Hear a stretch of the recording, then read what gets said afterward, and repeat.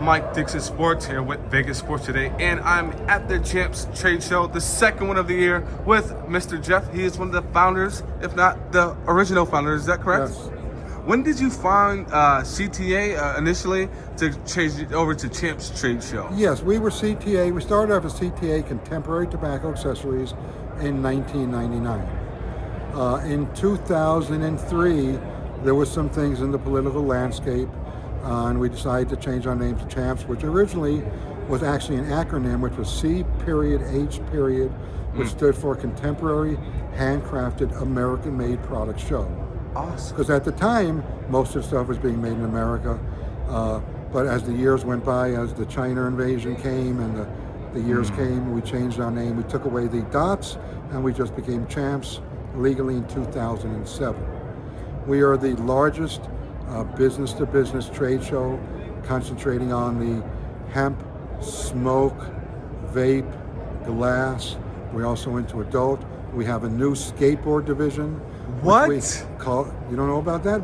I have not heard it. We got the whole curve. We have the Oh, curve I saw that. The curve section. We have some of the best skateboarders in the world competing for lots of money. So we have skateboarders.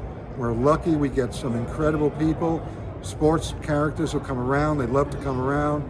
Small names like Mike Tyson and Snoop Dogg and Hulk Hogan and Yes. all these actors we have musicians. We have almost everybody's been through our show.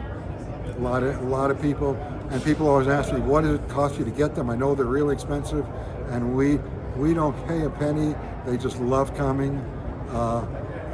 From Ludacris been here to ball players to Lakers to Knicks, and I'm a New York guy from Knicks, and they love to attend and just have fun because we have a little bit of everything for everybody.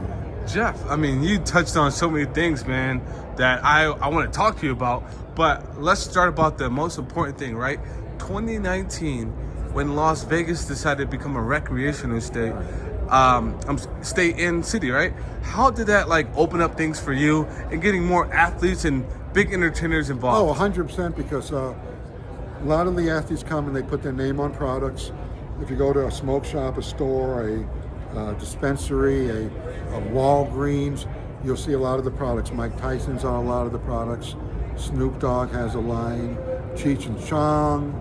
A lot of the athletes love to come here and endorse the product. They have a grand time, and they make a few pennies, hopefully, in the meantime. This guy is very humble. I just want to say this, very unassuming. You would not even think, walk around. He's just like a businessman. He's just dressed down, super casual. And as most, organizers I know, the founders, they're the same way. And I tip my hat to you. That's more not a question. It's just a comment on my end. But now it's over, your second show. That's over 50,000 plus people coming here to the Champs Trade Show.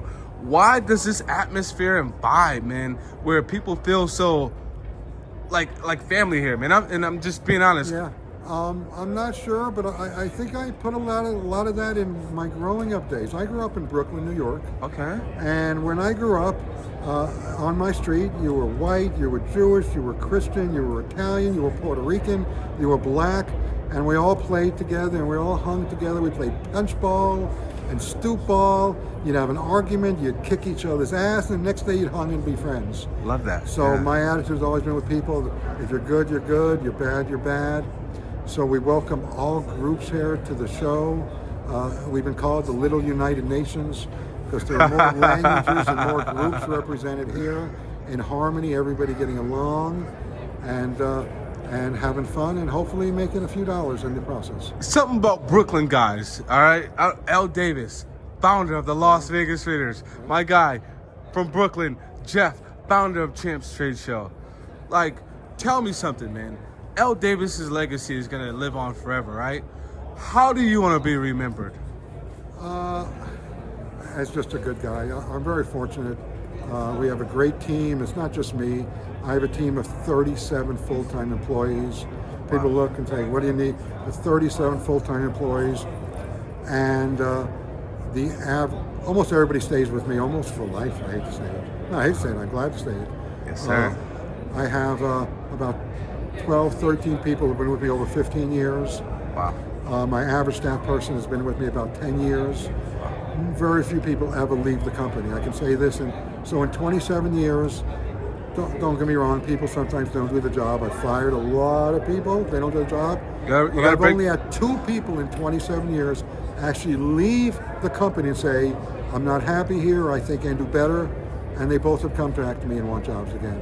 Wow. We treat our people great, we pay them very well, because, you know, money, everybody wants to make money, but you know, as long as you have your family needs taken care of, you have a nice house, there's only so many loaves of bread you need in the refrigerator. Amen. And I like to share it with everybody.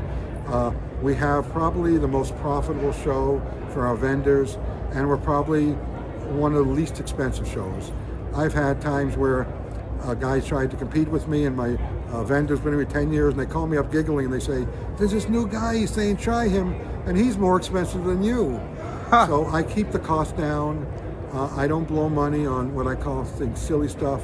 Yes. I know I could always add it to the booth price, but I look at it, if I don't think it's of value, I won't ask my clients for that. Just, man, you, like, seriously, brother, you get me. That was the segue to my next question, which is, you know, in business, right? You know, you break a few eggs to make an omelet, right? And everything's not so perfect, right? But how does one entrepreneur life